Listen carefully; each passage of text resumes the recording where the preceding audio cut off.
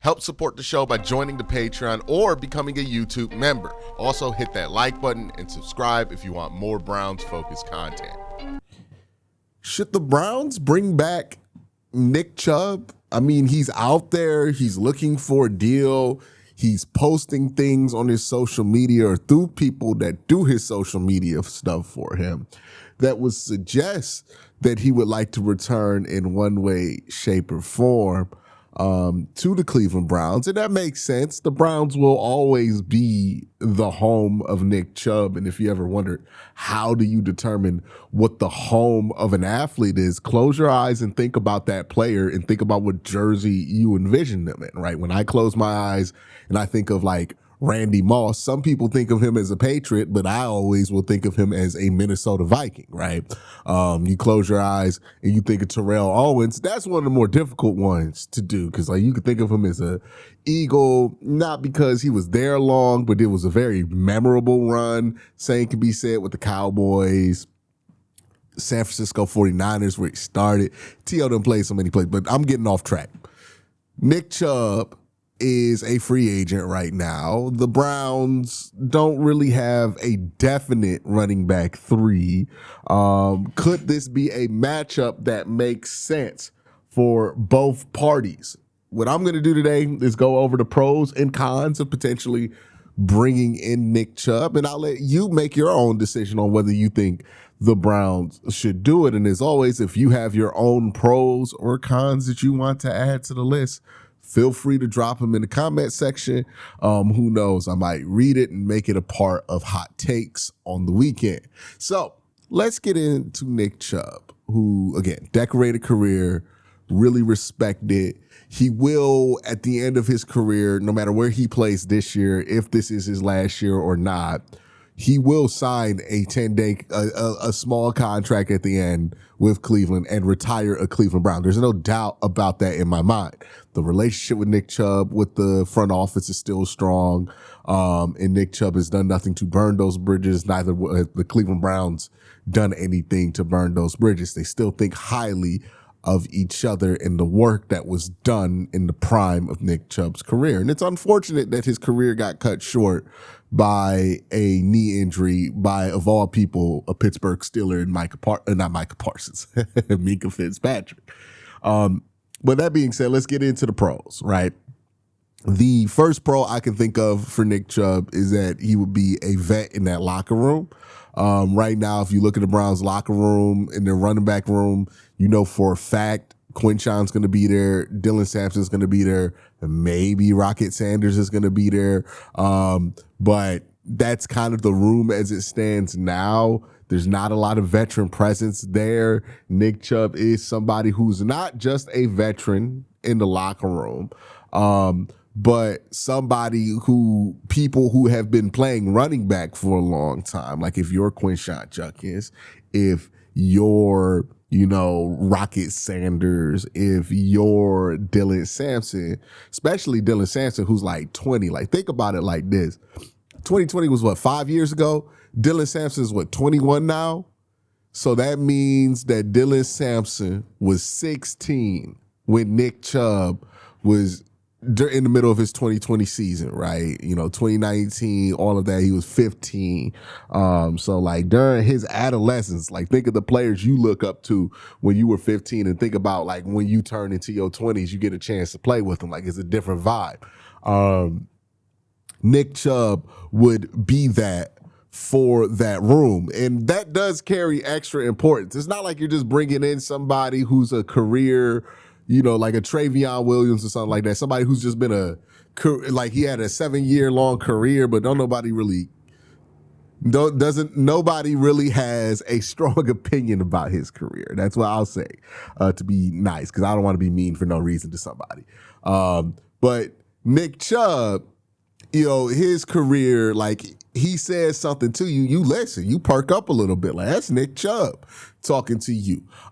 It carries a different weight in that running back room if you're Deuce Staley and you're trying to get them to do a coaching point and maybe they're struggling with buy-in. You get Nick Chubb to relay that and help them work on it, and all of a sudden the buy-in is there. Hell, Nick Chubb's already a big part of how Deuce Staley gets buy-in with them running backs, because he'll just pull up teach tape of Nick Chubb doing something and be like, that's what I want you to do. So if the teach tape is effective, having Nick Chubb there would be effective. And also you got to add in all the other stuff with Nick Chubb. Nick Chubb is a fantastic role model of how to operate in the NFL career. So you get to follow that template of what the work looks like for an NFL running back. You get to see the template of like, hey, Quinshawn wants to be one of the best in the league, right? Nick Chubb's done it. He can show you what it looks like, the work behind it. I think there is some value to that. That's unique than just like any other veteran player. The other unique aspect of Nick Chubb is that he's not just a veteran who was a superstar at his position, which would be very good. He's a veteran who was a superstar for the Cleveland Browns, and he cares about the Cleveland Browns, and he cares about what playing like a Brown is. And you need to have guys, especially when you're going to bring in a bunch of young people who have no real read of what their association with Cleveland is going to be, right? Because if you're just some guy who's played football on the West Coast your whole life, you get drafted to Cleveland, you don't know anything about the Cleveland Browns, right? If you like that we go through this every draft and we're like, how could this guy not know that the team relocated or not? Because they weren't born. Okay, like the Browns have existed in Cleveland in this incarnation for anybody under the age of 30 their entire life. So, well, under the age of not 30. I'm 30 and the Browns didn't exist my first 4 years of existence, so 26, right? But everybody coming out of college is younger than 26. So think about that, right? The Browns have been back for 26 years. Everybody coming out of college is 26. They only know what they have existed through for the most part, especially when they have no incentives to really care about the Cleveland Browns because they're not from Cleveland. So when you bring in this many new people, this many young people who don't know what it is to be a Cleveland Brown, having Nick Chubb there as an example of what a Cleveland Brown is and what are the expectations of a Cleveland Brown, and having him being able to uphold that and just how he goes about his business and promote that, like, this is what you want Cleveland Browns football to look like, is important, because you need buy-in not just to the coaching staff, but people need to act like this is a unique thing in football especially, right? But I think it's in all team sports. It varies on the level of importance. Like, it's not as deep in like basketball as it is in football, but football is such a team sport. So much is sacrificed in name of the team that people have to have some confidence, some self-esteem about the team that they play for.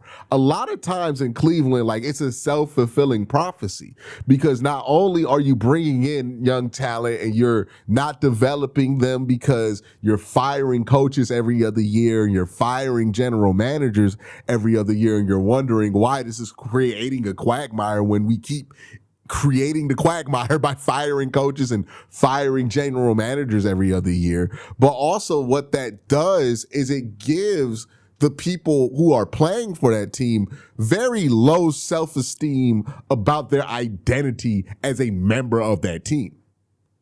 And if you feel like we not going to win because we the Browns and you on the Browns, imagine how that manifests on the field, right? We've all played team sports, or at least most of us watching this video have played a team sport or two, whether it was organized or not. And if you've had the luxury of playing on a team that was good, then you would know how you go about business, how you go about practice, how you go about yourself is different because you on the good team, right? I remember when I was playing like baseball as a kid, right? There were different colors of teams that you play for, right? This is like summer league. This ain't even travel, right? There's like the light blue team, the blue team, the red team, the green team, right? You never wanted to be on the green team. The light blue team was always cheeks, but That red team was where the guy who ran the league coached the team, and he had the best player. You wanted to be on the red team. And if you were on the red team, you worked harder and you cared more because you knew you were on the good team and you want to uphold that reputation. You didn't want to be the dude who was cheeks on the red team. Right? Like, so naturally it motivates you to be better because you have high self-esteem about the team that you're identifying with. Now, let's flip it. If you on one of them teams that everybody just automatically assumes is cheeks, well, then what's the pressure to be good? Right? Would you going to be the worst person on the bad team? Like, no, nobody care. Nobody does those distinctions when you garbage. Right? Nobody goes, yeah, he's bad, but he's the worst player on that team. They go, the whole team suck. They garbage.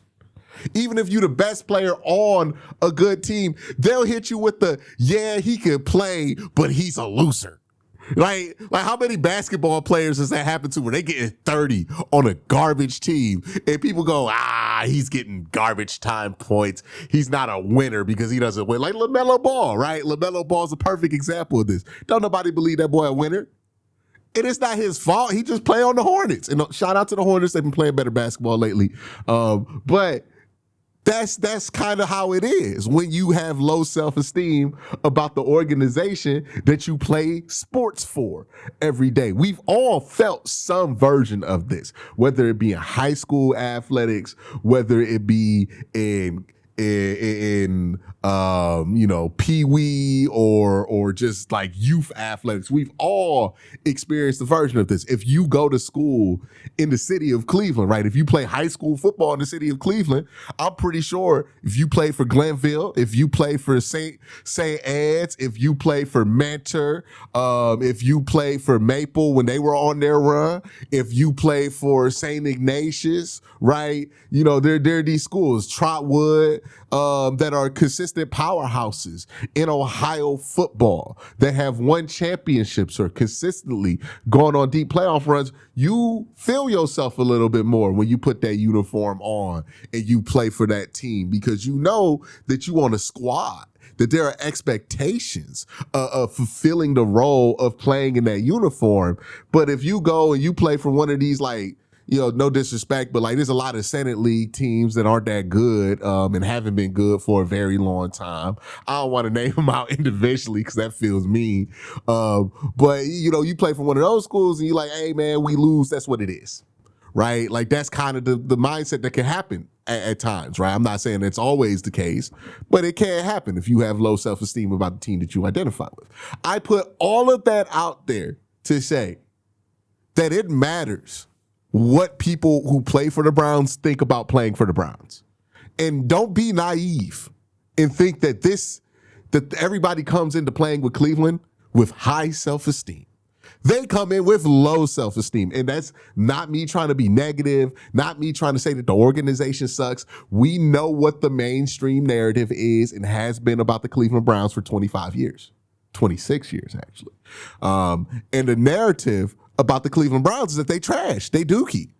And if you are somebody coming in from that outside, you're only familiar with the mainstream narrative of the Cleveland Browns, and the mainstream narrative of the Cleveland Browns is that you just got drafted to a hellhole. So you're already starting out with low self-esteem. You need to do things organizationally that make people feel good about playing for the Cleveland Browns. Having Nick Chubb in that locker room, promoting playing for the Browns, that matters. And him talking about how him, a legend that these young guys are going to care about, wants to end his career in Cleveland. That matters.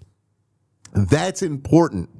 That actually affects winning more than people think. So I wouldn't underrate that. The other pro to bringing in Nick Chubb is that he's still a decent running back at this point of his career. No, he's not the Nick Chubb of old, but he still has some juice to provide. 4 yards per carry on a pretty bad offensive line in Houston.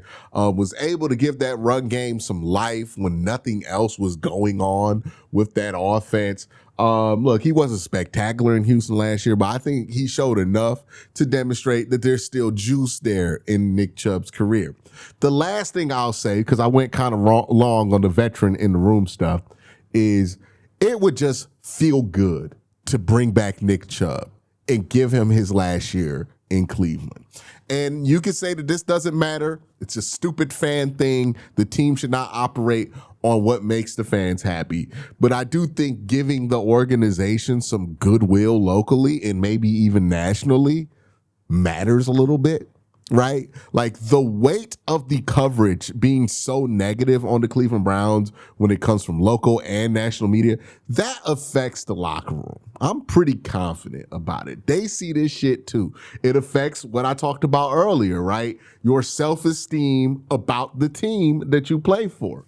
If you're constantly hearing negative noise every time you turn on Get Up about what the organization is doing, if you're constantly, nobody reads the newspaper anymore, but if you're constantly getting on TikTok or getting on Twitter and you're reading people who cover the team locally talk shit about the team and not have anything good to say, you're going to think that you're in a bad place. Regardless of what your lived experience is, that you're going to funnel everything that you're living through the lens of that negativity, and it's going to make everything feel a lot more negative than it actually might be. We can act like it doesn't matter, but it does. The people stuff does matter. If I've learned anything over the last 5 years covering this team, as they have neglected the people stuff, it matters. It matters more than they like to give it credit to. Bringing back Nick Chubb, letting him end his career out, that gives people something to feel good about with the Cleveland Browns, nationally and locally. And then if Nick Chubb can have a good final season in Cleveland, even better, right? But that is important, in my opinion, to be able to build that kind of goodwill. Now, I'm not going to just do pros without doing cons. So let's talk about the negatives of this. The negatives of this, the most obvious negatives of this, is that Nick Chubb's going to take a lot of carries away from young running backs, right? So you bring in Nick Chubb, that means you're getting rid of Rocket Sanders. That also means that, I don't know if Dylan Sampson's snaps go down, but maybe Quinshawn's carries go down because you kind of got to play Nick Chubb the way that Nick Chubb has always been played, and I'm going to talk about that a little bit later, about how you would have to use Nick Chubb in order for him to make sense as a running back 3. But basically, the way you would have to use Nick Chubb, it would take carries away from Quinshon Judkins more than likely, because like Dylan Sampson's going to be in there on receiving downs. He's going to be in there to run routes. Nick Chubb don't do none of that. So he's not going to take those snaps. He's going to take carries away from Quinshon. So that is something for a team that's rebuilding and prioritizing getting these snaps to these young players. Going to be a little bit of a conflict of interest. How much do you want to prioritize these snaps that you're getting to these young players versus prioritizing getting the best player out there, which probably would be Nick Chubb if you're comparing him to Dylan Sampson. And it's no disrespect to Dylan Sampson.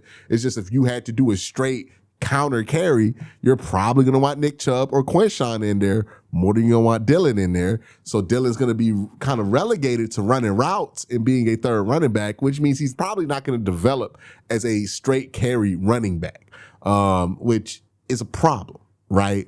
Doesn't mean that you don't do it, but it is something that you have to think about, and it's something that is a con to bringing in Nick Chubb.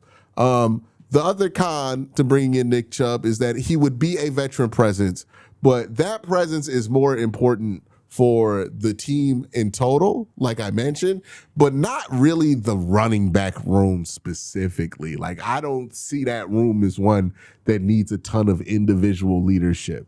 Like, Quinshon is good. He just needs better blocking. I don't think he needs Nick Chubb to show him the way. Maybe Dylan Sampson, but I don't know how Nick Chubb's going to help Dylan because, like, the run styles are just so completely different. So you can argue that the Browns don't really need Nick Chubb in that room.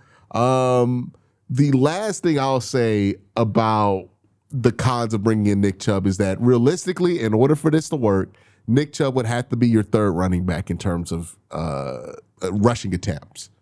But Nick Chubb doesn't do any of the things that you need a third running back to be good at, right? Like, traditionally, a third running back can pass protect. Traditionally, a third running back can run some routes. Traditionally, a third running back can do those things, be a short yardage back, right? Nick Chubb has never been a good short yardage back. He's never been a better than average pass protector, and sometimes he's been below average pass protecting. And he's never really been much of a threat as a receiver. And at this point in his career, it's probably not going to happen. And that's the issue, right? Like, if you bring in Nick Chubb, can he be your third running back, or does he end up being your second running back? And does that relegate Dylan Sampson to being even more overlooked this year than he was last year? And is that worth the risk? Is it worth the goodwill that you would get? These are the things you have to ask if you're planning on bringing back Nick Chubb to play. Now, if Nick Chubb want to come back, do a 10-day contract, retire as a veteran, Brown, and then do that whole thing, then cool. But this is the pros and cons of bringing back Nick Chubb to play. Do they matter more than the latter? Let me know what you think in the comment section down below. But y'all have a great day. Have an even better night. Peace.